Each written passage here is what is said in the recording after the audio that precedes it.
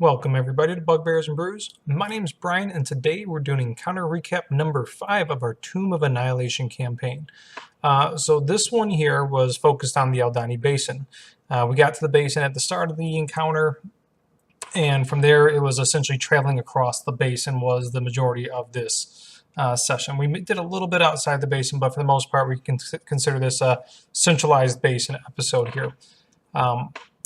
The main thing that started out with is when you guys got into the basin, you're in a much different environment.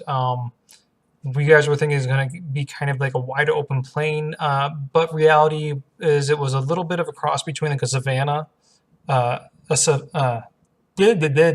savanna, wow, and a swamp marsh-esque area. So a bit wide open but marshy. Off in the distance, way up in the sky, you guys could see the heart of a Budo. You didn't bother to mess with that. You said, you know what? We saw it. That's great. It was like a little itty bitty bitty speck for you guys. But you said, that's great. Maybe we'll check it out at a later time. But right now, we want to get to Umbala and figure out what's going on with this witch doctor lady. Notable encounters. Walking through the swamp, you guys found a couple dead bodies. Able to get up next to them, poke around at them, take a look and figure out that they died through some sort of puncture wounds. And then looking over, the second one actually had a stinger inside of it, and you guys were able to deduce that they were killed by giant insects. And looking around the ground, you saw several holes and easily pieced together that you are standing on top of a, I'm going to call it giant mud wasp nest, but like meaning large size wasps. You guys were able to slowly back away from that without issue. One thing that you did grab though from the bodies was a ring. Later on you did find that was magical, but the main thing is you were able to get away from that mud wasp nest without any issues. Sneak away, get away from it, set up shop a little bit further down the road, and wanted to check out what the ring was and camp down, set up camp for the night. The ring wound up being, I believe I named it the Residence Ring, which had ability to cast some healing spells, as well as give a +1 to medicine checks. Does require attunement, though. I don't recall who ended up with it, though. Nighttime, during the shifts there, some nice fruity-smelling fog came through the air. Leorin and Fitz were on watch, and Leorin didn't even think anything of it. Fitz didn't notice it. Lo and behold, though, you guys all got inoculated with mad monkey fever. Some people caught it, some people didn't. Eventually, throughout the day, different people started showing different quirks.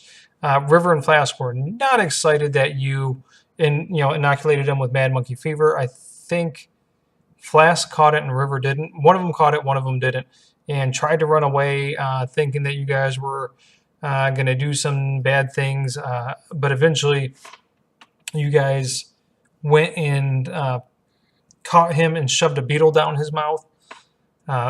Backing up to how you guys got that beetle, you knew from some of the information that River and Flask gave you is that you get the hold of the Yaka beetle, which feasts upon maggots and worms and grubs and that kind of stuff. You guys are like, hey, we know where we can get some maggots and grubs and worms over at those dead bodies. So Sai and I don't remember the other person snuck up to the dead bodies. So back through the field of giant wasps, snuck up, grabbed a couple of I think there was 2 beetles you guys were able to grab, and then a sack. When I say sack, I mean a dwarven and human stomach. Yeah, that's what Fitz took off his armor and went up there.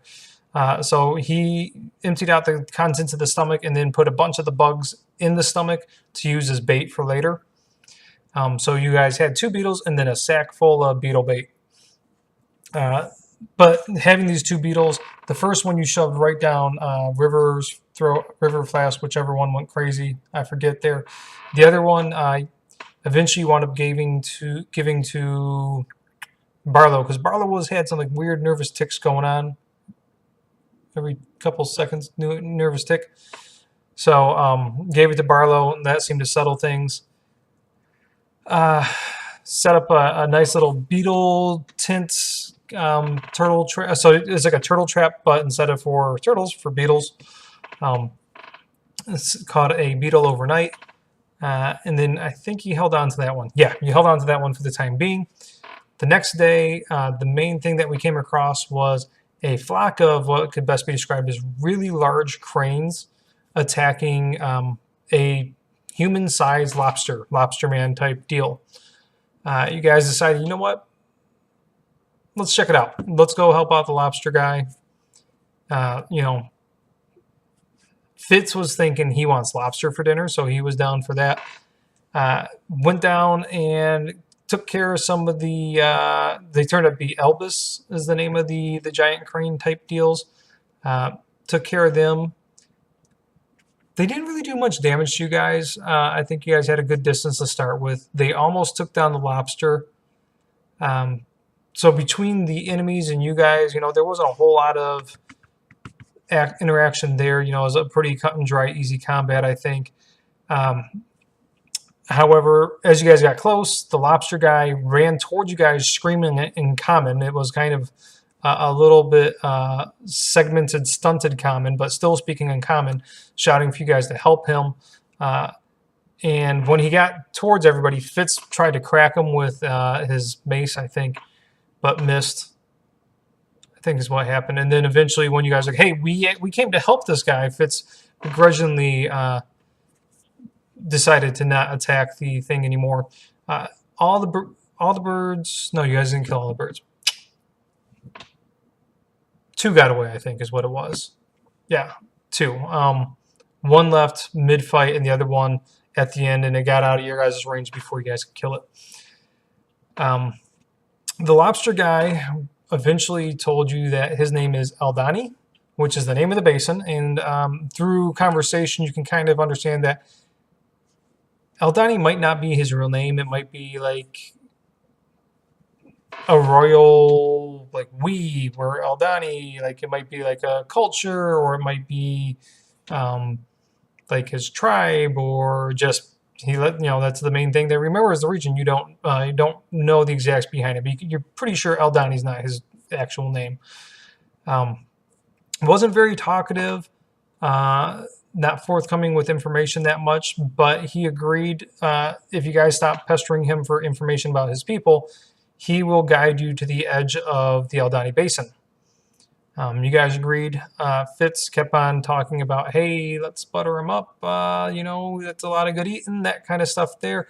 And I believe one of the phrases was, I'm going to climb in your head and suck out all the juices. I believe that was a word-for-word quote there that Fitz said.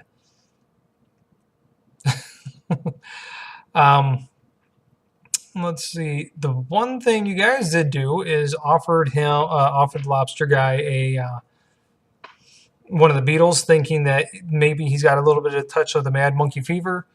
He ate the beetle, really excited for it, ate it, and then every time you guys set up camp and you caught more beetles, he would be right over there eating the beetle. So you guys didn't catch any more beetles before you guys ran out of larvae, sadly. Bugs and maggots and all that kind of stuff there.